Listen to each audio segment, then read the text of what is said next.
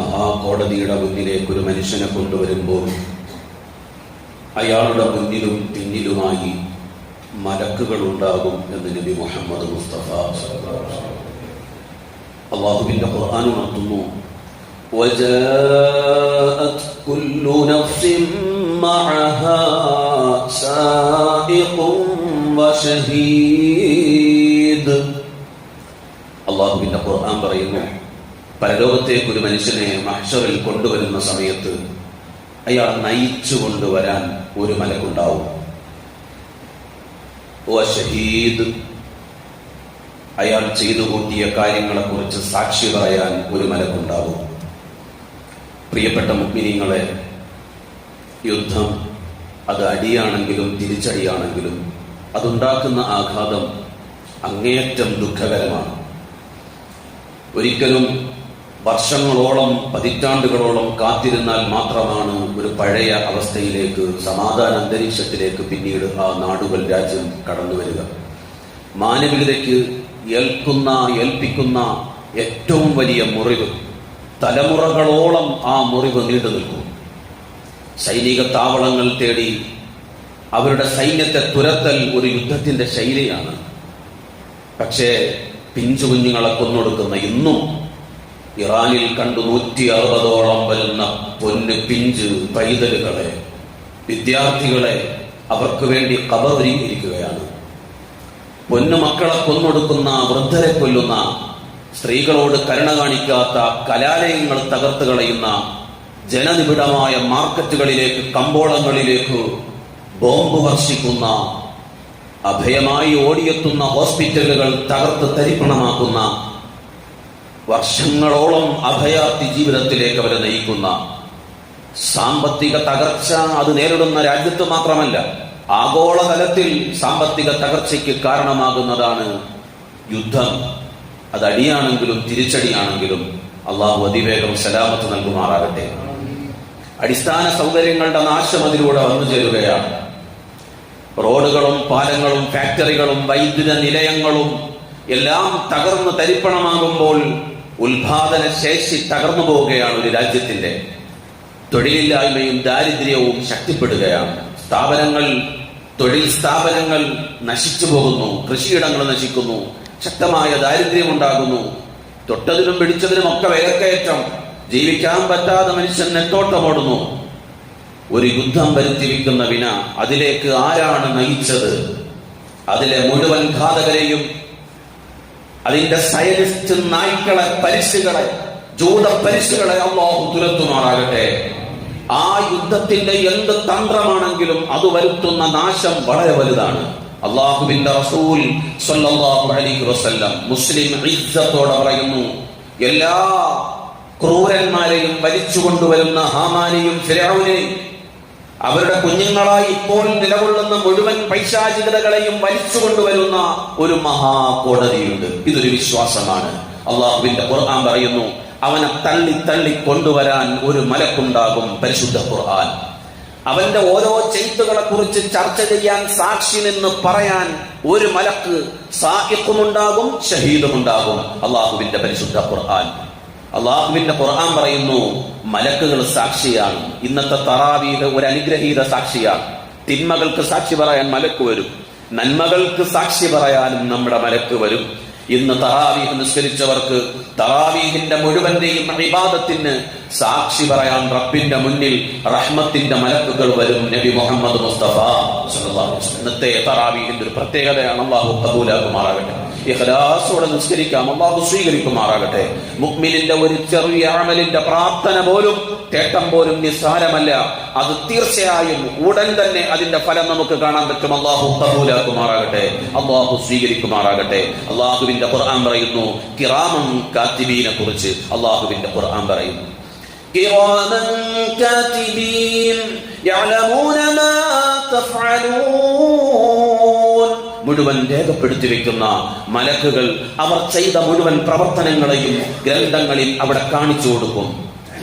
ഇന്നൽ അബ്റാറ ലഫീ നഈം വഇന്നൽ ഫുജ്ജാറ ലഫീ ജഹീം.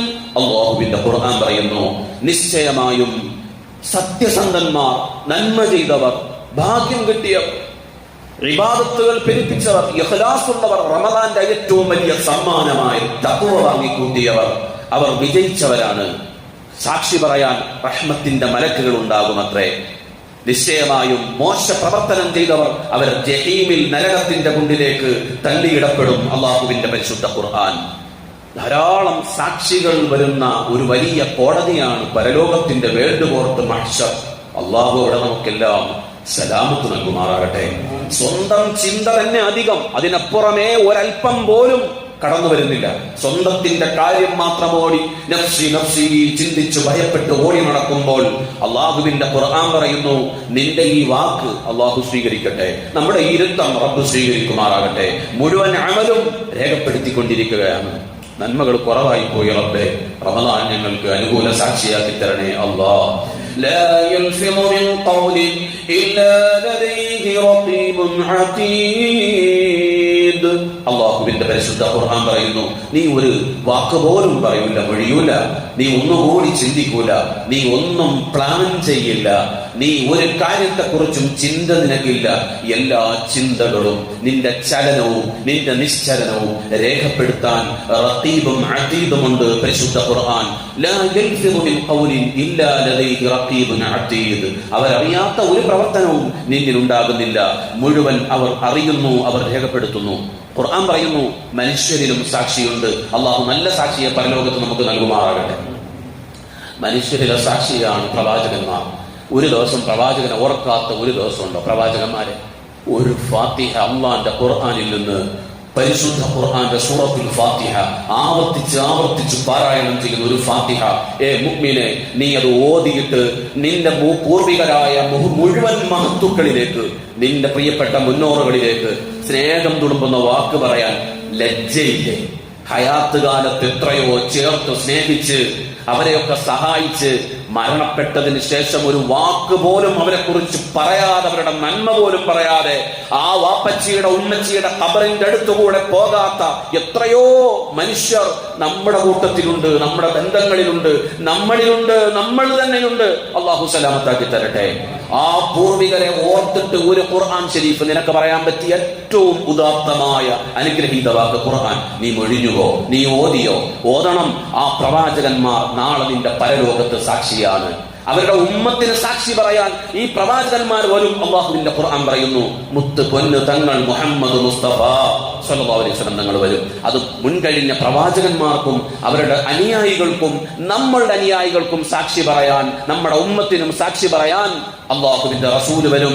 സ്വന്തം ശരീരം സാക്ഷി പറയാൻ വരും. അള്ളാഹുവിന്റെ പരിശുദ്ധ ഖുർആൻ, اليوم نختم على أفواههم وتكلمنا أيديهم وتشهد أرجلهم بما كانوا يكسبون. അള്ളാഹുവിന്റെ ഖുർആൻ പറയുന്നു, നിങ്ങളുടെ കൈകാലുകളെ മുഴുവൻ പൂട്ടിവെക്കും, കെട്ടിയിടും. സംസാരിക്കുന്നത് നിന്റെ നാവിനെ പൂട്ടും. അള്ളാഹുവിന്റെ ഖുർആൻ സൂറത്ത് യാസീൻ പറയുന്നു, നിന്റെ നാവിനെ പൂട്ടും. അള്ളാഹുവേ, കള്ളമാണ്, ഒന്നും ചെയ്യല്ലേ, എന്നൊന്നും ചെയ്യല്ലേ, ഞാൻ അത് ചെയ്തില്ല, സത്യമായിട്ടും ചെയ്തില്ല. ആണയിട്ട് കള്ളാണയിടാൻ ഈ ദുനിയാവുണ്ടെങ്കിൽ അവിടെ നിന്റെ നാവിനെ പൂട്ടും. നിന്റെ കൈകാലുകൾ നിന്റെ പ്രവർത്തനങ്ങളെ കുറിച്ച് വിളിച്ചു പറയും. ഇവർ ഇങ്ങനെ ചെയ്തിട്ടുണ്ട് എന്ന് വിളിച്ചു പറയും. ആ സമയത്ത് നിന്റെ കൈ വിളിച്ചു പറയുന്നത് കാല് സാക്ഷി നിൽക്കും. നിന്റെ അവയവങ്ങൾ ഓരോന്നും അതിന് സാക്ഷി നിൽക്കും. നീ ചെയ്ത പ്രവർത്തനങ്ങളെ കുറിച്ച് അല്ലാഹുവിന്റെ പരിശുദ്ധ ഖുർആൻ. നിന്റെ ഭൂമി സാക്ഷി നിൽക്കും. നമ്മൾ തറാവീഹ് കഴിഞ്ഞിട്ട് വിത്തറിനൊന്നും മാറിയിട്ടില്ലേ? ആ ഭൂമി സാക്ഷിയാണ്. നിന്റെ നിസ്കാരം കൊണ്ട് സാക്ഷിയാണ്. അല്ലാഹു ഖബൂലാക്കുമാറാകട്ടെ. يومئذ تحدث أخبارها بأن ربك أوحى لها يومئذ يصدر الناس أشتاتا ليروا أعمالهم. ഭൂമി സാക്ഷി പറയും. നമ്മളുടെ ഓരോ പ്രവർത്തനത്തെ കുറിച്ചും അള്ളാഹുവിനോട് വിളിച്ചു പറയും പരിശുദ്ധ ഖുർആൻ. അള്ളാഹു സുബ്ഹാനഹു വ തആല ഇന്നത്തെ തറാവീഹ് റഹ്മത്തിന്റെ മലക്കുകൾ നമുക്കെല്ലാം അനുകൂല സാക്ഷിയാക്കി. റമദാന്റെ തറാവീഹിന് വന്ന എന്റെ പ്രിയപ്പെട്ട കൂട്ടുകാരാണെന്ന് പറഞ്ഞ് സാക്ഷി പറഞ്ഞ് നമ്മളെ രക്ഷിക്കാൻ റഹ്മത്തിന്റെ മലക്കുകളും ഭൂമിയും നമ്മുടെ അവയവങ്ങളും പ്രവാചകന്മാരും മുത്തളി മുഹമ്മദ് മുസ്തഫ സ്വല്ലല്ലാഹു അലൈഹി വസല്ലം നിങ്ങളുടെ ശഫാഅത്തും അള്ളാഹു നമുക്ക് നൽകുമാറാകട്ടെ.